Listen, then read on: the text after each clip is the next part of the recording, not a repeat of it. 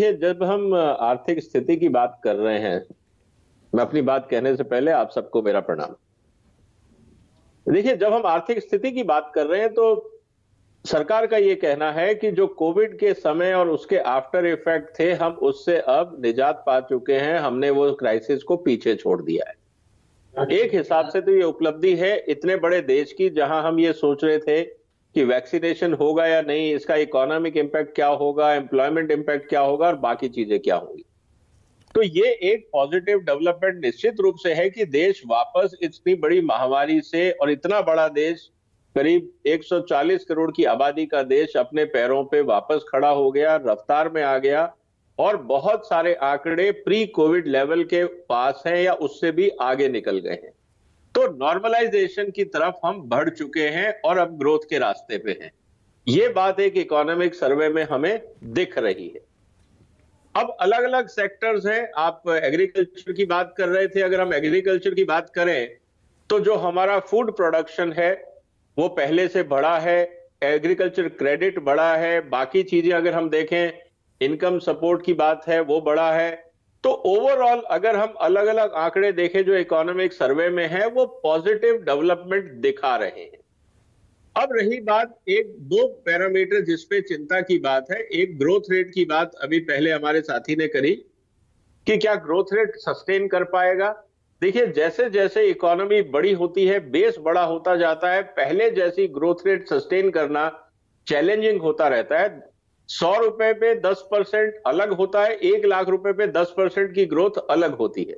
तो ये बात हमें समझनी होगी कि हमारा अगर बेस इकोनॉमी का बढ़ रहा है तो माइनर चेंजेस आएंगे, लेकिन इंपॉर्टेंट चीज ये है कि comparative to considering global challenges जो हमारे सामने हैं, उसको अगर हम देखते हैं तो जो ग्रोथ रेट आज भारत दिखा रहा है वो रेस्पेक्टेबल है। मैं नहीं कहूंगा कि वो सारी समस्याओं का समाधान है, लेकिन रेस्पेक्टेबल है। उसके दो कारण हैं।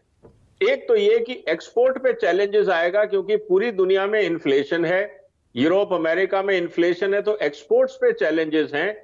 डोमेस्टिक इकोनॉमी अच्छा कर रही है तो इंपोर्ट बरकरार रहेंगे।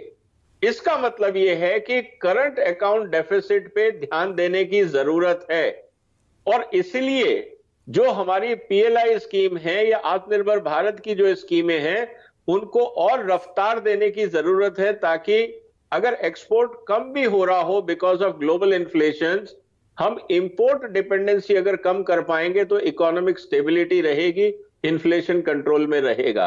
तो मिक्स्ड बैग है। कुछ की पैरामीटर्स पे हमें काम करने की जरूरत है, कुछ की पैरामीटर्स में ग्रोथ दिखी है, और ओवरऑल सबसे अच्छी बात यह है कि हम कोविड के क्राइसिस को पीछे छोड़ के प्री कोविड के लेवल पे इकोनॉमिक स्टेबिलिटी को लेके आगे बढ़ रहे हैं। ओके, आपके हिसाब से इकोनॉमी इस समय किस कंडीशन में है? 10 में से कितने नंबर विजय जी आप देंगे? क्योंकि आईएमएफ जो कह रहा है वो तो अभी भी कह रहा है अगले साल फास्टेस्ट ग्रोइंग इकोनॉमी रहेगी इंडिया की, अभी भी कह रहा है। बिल्कुल सही है। देखिए, जिस तरह से यूरोप का क्राइसिस है, अमेरिका का क्राइसिस है, और चाइना एक्सपोर्ट ओरिएंटेड इकोनॉमी है, और जब उनकी मेन मार्केट्स, चाहे वो वहां पे यूरोप की क्राइसिस हो, अमेरिका की क्राइसिस हो, तो निश्चित रूप से जिस तरह से हमारा डोमेस्टिक मार्केट है और डोमेस्टिक ग्रोथ है, डोमेस्टिक इन्वेस्टमेंट्स हैं, उसको अगर हम देखें तो मैं कहूंगा कि एक स्टेबिलिटी की तरफ हम जा रहे हैं। और अगर आप मेरे से कहें कितना नंबर देंगे, तो मैं करीब 7 से 8 के बीच में दूंगा, अगर हम 10 नंबर की बात कर रहे हैं। और कल के बजट से आपको क्या उम्मीदें हैं? लगे आतंक, ये भी बता दीजिए। कुछ बड़ा आप एक्सपेक्ट कर रहे हैं या आपको लगता है कि एक स्टेबिलिटी वाला ही बजट होगा और चुनावी बजट नहीं होगा, क्योंकि इस साल बहुत सारे चुनाव आने वाले हैं? देखिए, मुझे लगता है कि सबसे बड़ी जो दो चुनौतियां इस देश में हैं, एक है इन्फ्लेशन और दूसरी है अनएम्प्लॉयमेंट। अगर हम खासकर जो लोअर सेक्शन ऑफ सोसाइटी है, अगर हम उसको कुछ स्टेबिलिटी देना चाहते हैं, इन्फ्लेशन से रिलीफ देना चाहते हैं, तो मैं कहूंगा कि जो लोअर स्लैब है इनकम टैक्स का, उसमें कुछ सुधार करना चाहिए, ताकि एक रिलीफ मिले खासकर लोअर सेक्शन को। अपर सेक्शन की मैं बात नहीं कर रहा हूं, वहां बराबर टैक्स रख सकते हैं, कोई दिक्कत नहीं है, कोई क्राइसिस नहीं है।